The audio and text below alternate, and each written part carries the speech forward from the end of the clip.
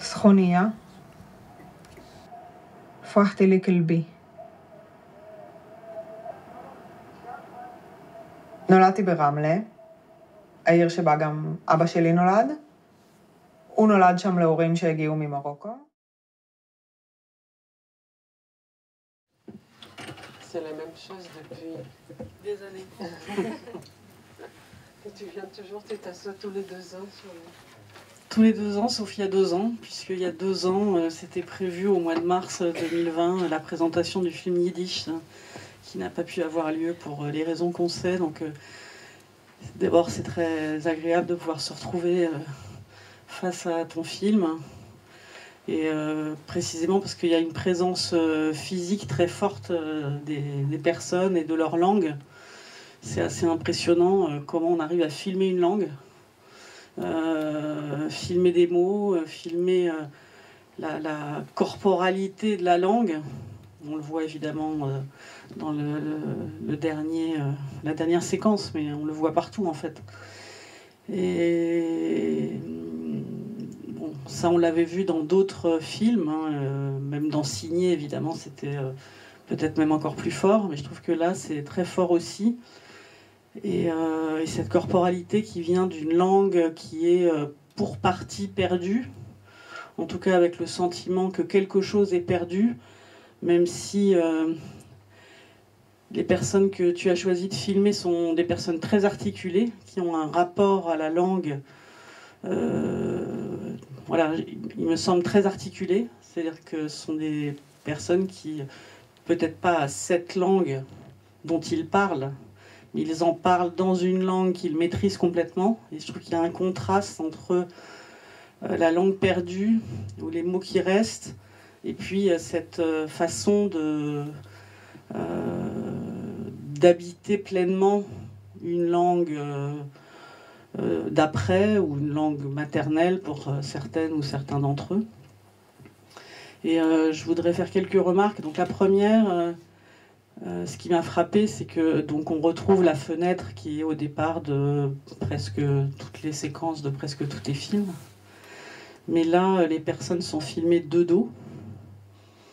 Et j'ai trouvé très beau cette idée qu'on va vers cette langue perdue, comme si on s'enfonçait dans quelques lieux obscurs, un peu indistincts. Ou presque à reculons,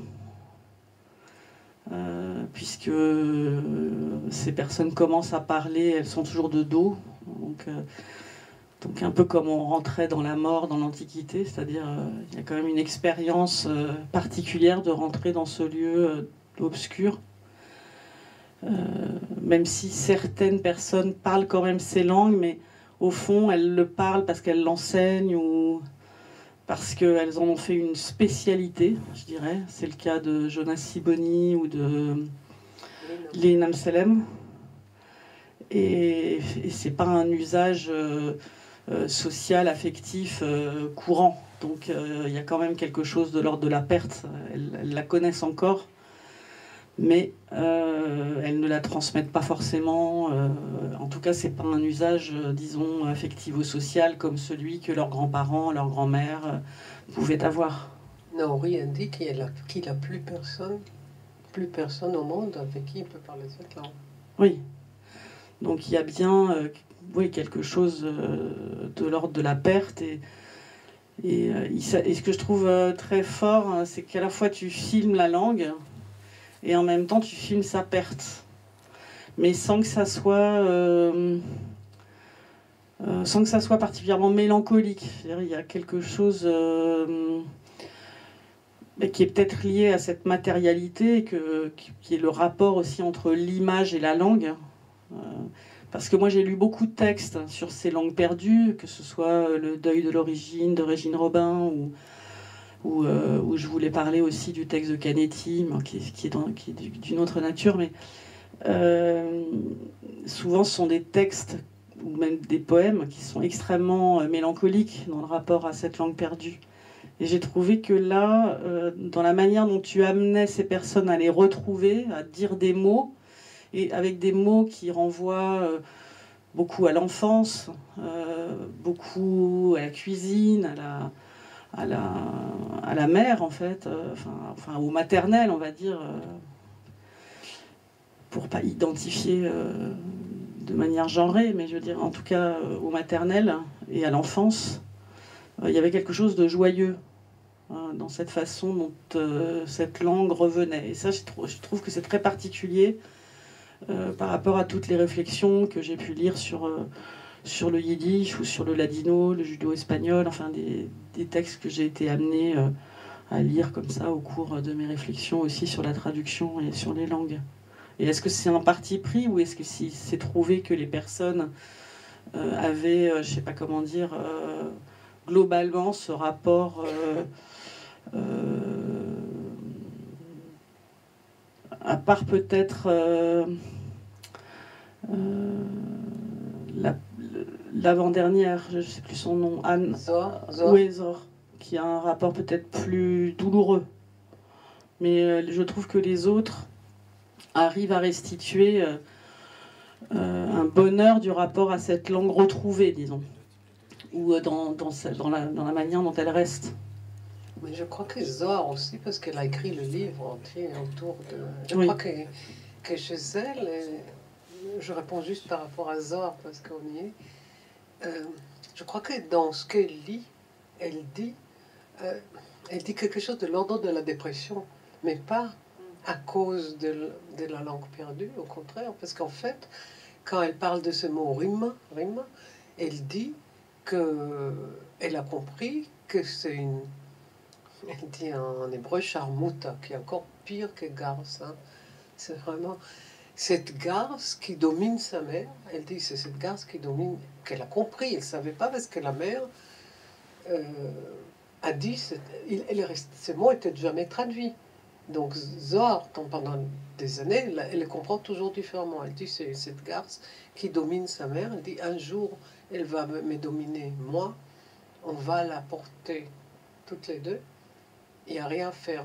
Et les mots, rima, c'est quelque chose de l'ordre de oppression, dépression, la lourdeur, mais c'est... Elle dit, on va la porter toutes les deux. Donc elle dit comme si le destin de la mère, qui est dans ces mots que la mère dit dans l'autre langue, qui est la dépression, c'est son sort à elle. Et en même temps, comme elle écrit très joliment, je crois que je retrouve, moi, une certaine... quelque chose de l'ordre de la joie, de pouvoir l'écrire. Je ne sais pas, c'est-à-dire que... Et je crois que tout le monde dans le film, ceux qui sont là, ils en font autre chose. Et c'est pour ça... Oui, mais c'est un parti pris de toi ou c'est eux qui... Ça s'est trouvé comme ça, que c'était une expérience partagée? C'est comme tu veux. Non, mais je crois que j'ai... Non, mais bon... Non, parce qu'entre tout ce qu'on sait avant et ce qu'on sait en cours de route et comment ça devient ça, oui, j'ai cherché des gens qui en ont fait quelque chose. C'est-à-dire qu'il n'y a pas que la perte, parce qu'ils sont en train de construire quelque chose d'autre à partir de cette autre langue, mais il a construit, comme tu as dit, dans une autre langue. Parce que c'est ou en français ou en hébreu. Mais ou dans cette langue inventée par Anna, la dernière. Oui, qui montre comment finalement on peut restituer la musicalité d'une langue et être attentif finalement à d'autres manières de parler la langue, parce que ça m'a fait réfléchir. C'est des questions sur lesquelles je travaille un peu à l'occasion de ma réflexion sur la traduction, mais les langues qui meurent, bon, on sait bien, les linguistes ont montré qu'au cours de l'histoire, il y a des milliers et des milliers de langues qui sont nées et qui sont mortes. Mais en revanche... Ce qu'on peut signaler aujourd'hui, c'est qu'il y a une accélération absolument considérable de la disparition des langues, et que selon les prévisions, disons, dans le siècle dans lequel nous sommes, hein, c'est entre 60 et 80% des langues qui existent qui vont disparaître. Donc c'est un peu comme les espèces, c'est accéléré. La question des langues qui meurent, c'est une question... Enfin, c'est pas du tout nouveau, mais en revanche, l'accélération de la mort des langues, c'est très nouveau. Donc je trouve que c'est fort aussi de faire un film là-dessus, dans ce contexte-là. Et donc ça nous invite aussi à prendre soin des langues et aussi à prendre soin de différentes manières de penser la langue ou d'être attentif aux langues. Et je trouve que cette manière de restituer aussi une langue perdue en musique, comme le fait la dernière personne que tu interroges, c'est très beau aussi dans le soin que l'on peut prendre de ces langues qui disparaissent ou de ces langues qui sont perdues. Et effectivement, donc je comprends que c'est un choix de ta part, que ce soit des personnes qui aient fait quelque chose de cette perte. Et tu insistes en effet plus sur des mots qui restent plutôt que des langues perdues. Donc c'est évidemment aussi un choix. Alors je pensais effectivement, quand j'ai vu le film, j'ai tout de suite pensé à une scène très très forte qui est l'ouverture de La langue coupée d'Elias Canetti, qui est le premier tome de l'autobiographie d'Elias Canetti, qui lui parlait judéo-espagnol. Et sa description, donc je l'ai apporté, je voulais relire un petit passage, parce que sa description de la ville de Routchouk, en Bulgarie, ça peut faire penser aussi à des capitales d'aujourd'hui, peut-être à Tel Aviv, dont tu dis que c'est une ville aussi où... Enfin, c'est aussi t'y as pensé parce que c'est une ville où on parle toutes les langues.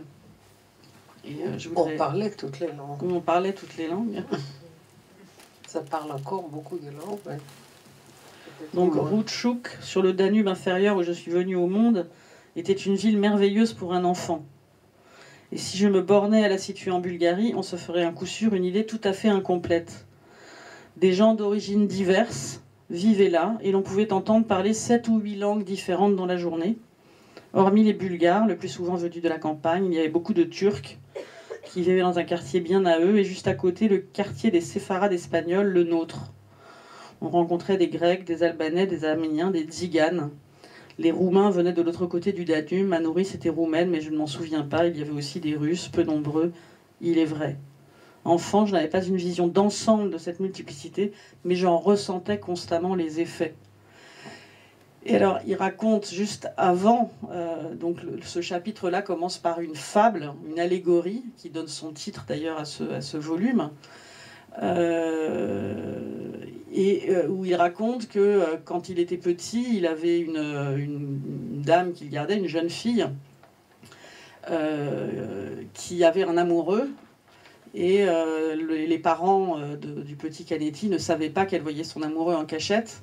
Et il dit, donc mon premier souvenir d'enfance est baigné de rouge, parce que cet amoureux lui avait dit, montre-moi ta langue, si tu dis ce que tu as vu, je te couperai la langue, je vais te couper la langue. Et ça devient, et c'est la première scène de cette autobiographie, cette scène se situe avant ce que je viens de vous lire. Donc ce que je viens de vous lire montre une évolution enfantine heureuse entre les langues, mais commence quand même par un rêve de castration de langue, qui est tout à fait explicite et fascinant, et qui dit cette ambivalence aussi par rapport à la langue perdue. Bon, tout le livre, en fait, concerne la langue, parce que donc il raconte son rapport donc au judéo-espagnol, à l'hébreu, puis à la langue secrète de ses parents, qui était l'allemand. Langue qu'à la mort du père, la mère va faire ingérer de force à l'enfant, qui deviendra un écrivain de langue allemande. Donc il y a tout justement en allemand. Il a écrit. Comment s'appelle? Je cherche les titres originaux. Die gerettete Zunge, la langue sauvée. C'est ça. Voilà. Et c'est vraiment un livre qui m'a paru être vraiment, comment dire, être le terreau de ce film, bon, texte qui a été écrit il y a 40 ans, hein, ça a été publié dans les années 80, oui, au moins 40 ans, 40-50 ans, mais qui dit beaucoup, qui m'a fait... Non, tu sais, c'est rare qu'on dise Zunge pour langue en allemand. Hein. Oui, je sais. Donc, mais parce que là, il s'agissait de la langue... De la langue, oui. C'est ça. Et c'est assez rare qu'en allemand, on utilise, parce qu'on dit Sprache. Oui. Et du coup, il a utilisé ça. Il a Zunge, pour que la langue, comme en français, soit la langue. Hein. On n'entend pas, nous. Micro. Ah oui, parce que j'étais avec ma langue. Et... Et oui, parce qu'en français, c'est les mêmes. En hébreu aussi, c'est la même. Et en allemand, normalement, c'est deux mots séparés et qu'il appelle Gerätetetsummi. Oui, oui, il choisit le terme concret corporel. C'est ça. Mais d'ailleurs, il y a une des personnes dans le film qui distingue en hébreu entre lèvres et langue, et que les deux renvoient. C'est-à-dire qu'en fait, en hébreu, on dit pour la langue, Ouais, safa, qui est c'est la la lèvre. Mais la langue se dit aussi la chaude. Aussi, on utilise aussi qui est la langue. Plus l'aspect, les règles de fonctionnement de la langue qu'on appelle la shon en hébreu.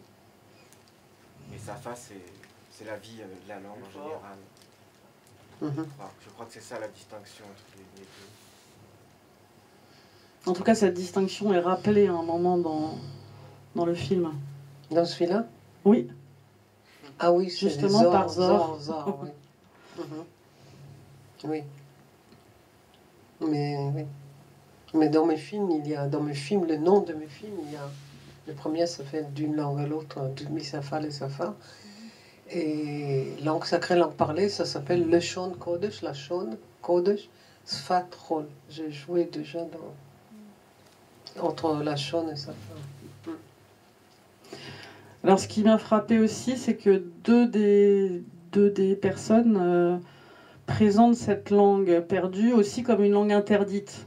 Et il y a cette question de l'oppression aussi qui vient s'ajouter à celle de la perte, qu'on voit aussi un petit peu dans cette scène dont je viens de vous parler de Canetti. Et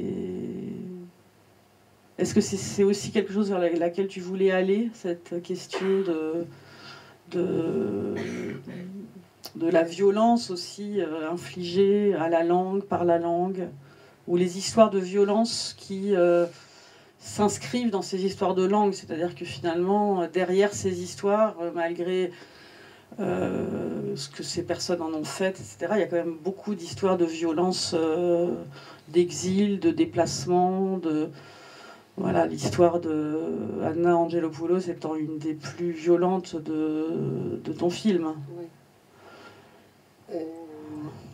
Oui, pour elle, il y a deux manières d'interdire. Là, chez Anna, c'est la langue interdite par sa mère, qui était, elle ne savait pas, elle raconte qu'elle ne savait pas jusqu'à l'âge qu'elle savait qu'elle était juive. Du tout. Mais elle ne savait pas qu'elle avait perdu toute sa famille, elle ne savait rien. Elle ne savait rien.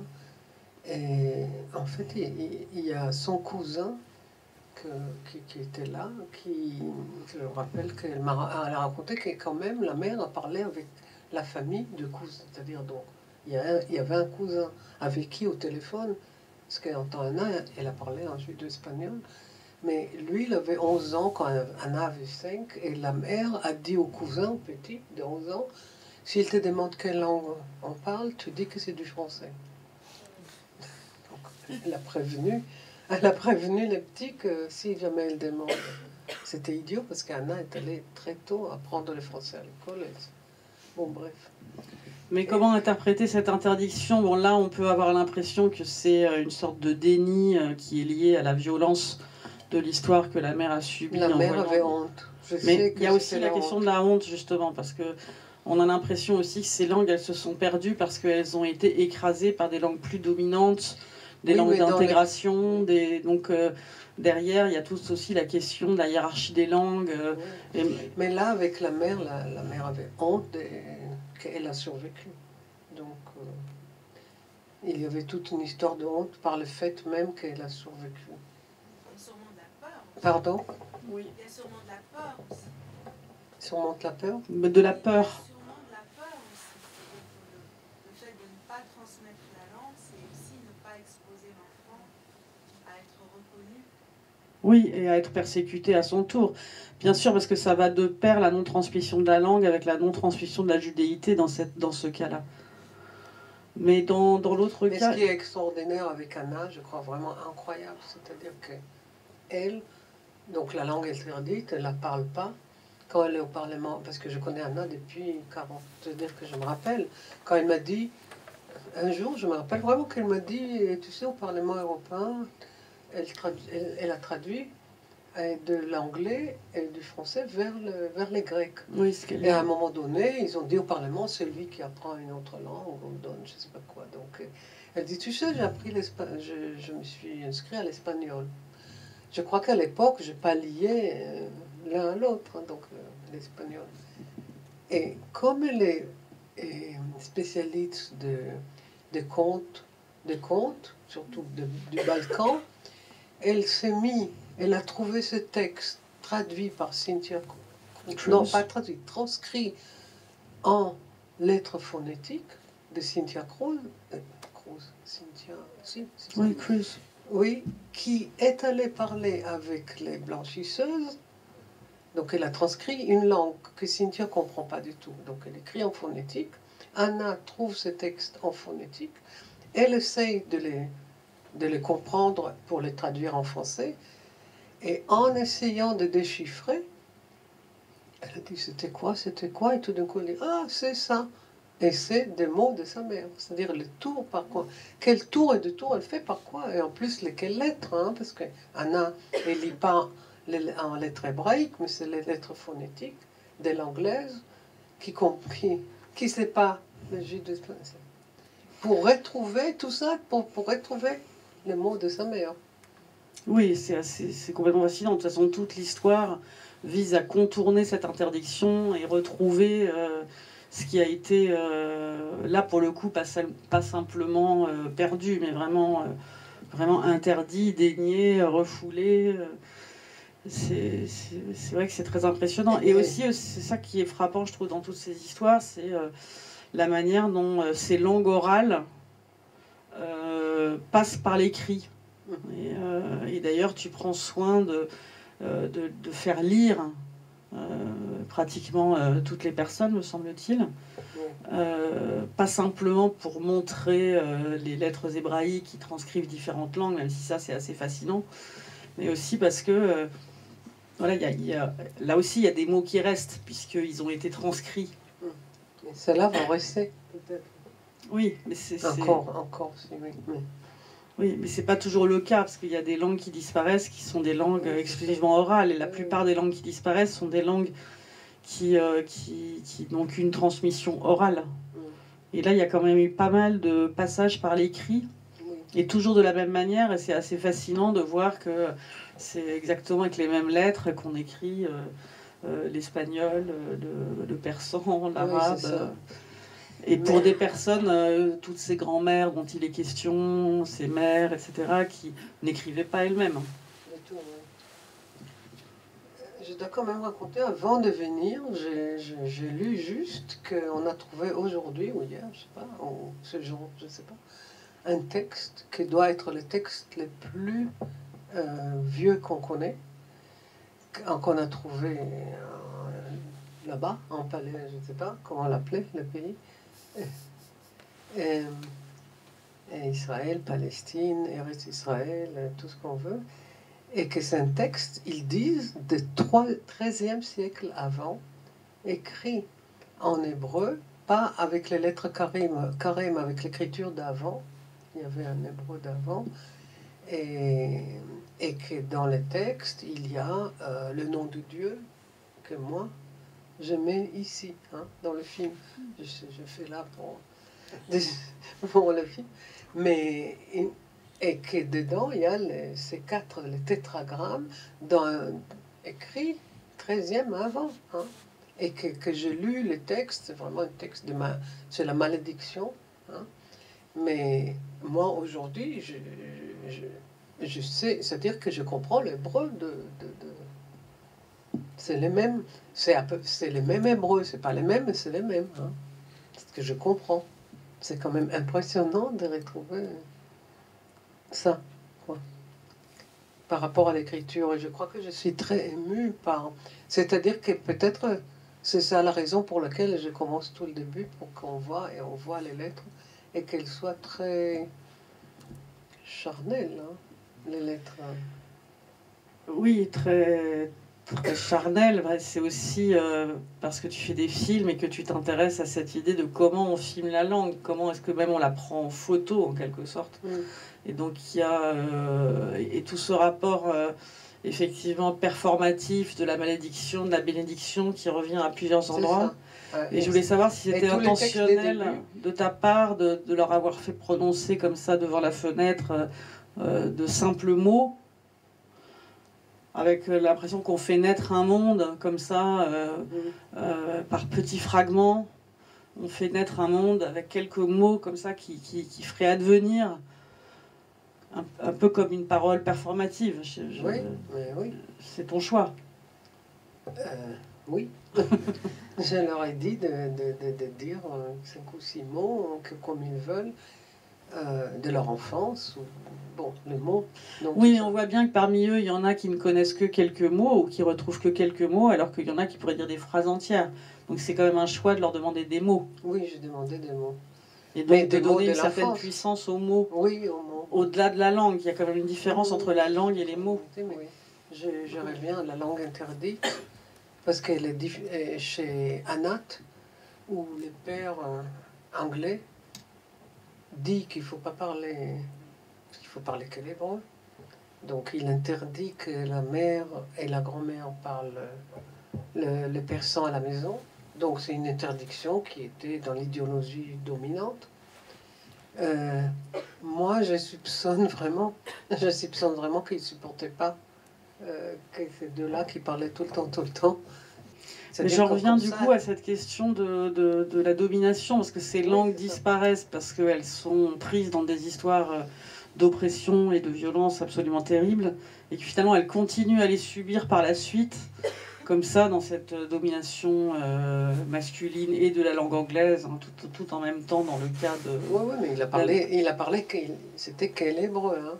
Oui, okay. mais ces langues sont aussi toujours dominées par une langue plus puissante qu'elles, parce que rien que le fait qu'elles s'écrivent en caractère hébraïque, c'est aussi qu'elles sont déjà sous une forme de domination, de l'écrit sur l'oral, de l'hébreu sur ces langues vernaculaires, et ça continue, quoi. C'est-à-dire que ces langues ne se sont jamais affranchies d'une forme de domination. Et c'est quand même étonnant que elle soit presque toujours placée du côté des femmes, hein, dans toutes ces histoires. Mais ce qui est intéressant, que Anat m'a raconté, ce qu'elle dit pas, elle a raconté que quand sa grand-mère était déjà morte, et elle a demandé à sa mère au téléphone, est-ce qu'elle peut lui dire une conversation, si elle peut reconstruire une conversation. Ce que la mère a fait, et Anat l'a transcrit. Et comment Anat l'a transcrit? Évidemment, lettre hébraïque. Sans savoir que c'était ça qui était fait toujours. C'est-à-dire comme Anat savait écrire, disons que l'hébreu, elle transcrit en lettre hébraïque. Et c'est ce que les juifs ont toujours fait, parce que les garçons étaient alphabétisés en hébreu. Hein.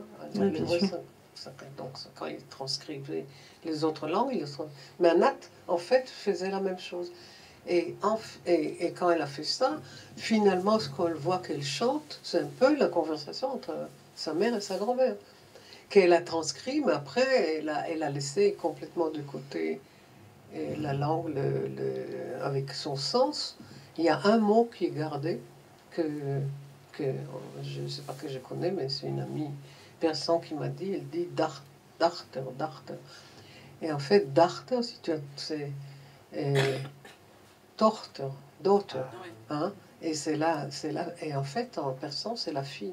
Donc il y a l'allemand, l'anglais, etc. Donc c'est là. Et quand je lui demande, c'est pati, c'est quoi? Elle a dit, je ne sais pas du tout ce que c'est, mais ma mère, parfois, quand elle voulait me dire comme ça un mot d'amour, elle m'a dit pati. Mais en fait, elle ne sait même pas ce que c'est. Et je ne sais pas s'il y a quelque chose. Mais c'est vrai que là, c'est un cas extraordinaire de transfiguration de la perte, parce que c'est assez beau aussi l'idée de la perte de sens. C'est-à-dire qu'elle transforme la perte de la langue en perte de sens pour ouvrir, pour ouvrir quelque chose d'assez vertigineux. C'est vrai que... et je connais Anat depuis toujours, non pas toujours, mais depuis très très longtemps. Je me rappelais vaguement qu'elle était d'origine persan ou moitié. Mais bon, c'était là, un jour, quand je préparais les films, je l'ai appelée pour demander est-ce qu'il n'y a pas... J'ai dit, j'entends un peu l'accent persan. Elle a dit, oui, tu entends un peu, mais c'est tout. C'est-à-dire qu'elle m'a dit que l'ensemble de ce qu'elle fait, c'est persan dans ses oreilles, sans qu'elle connaisse l'essence de ce qu'elle dit.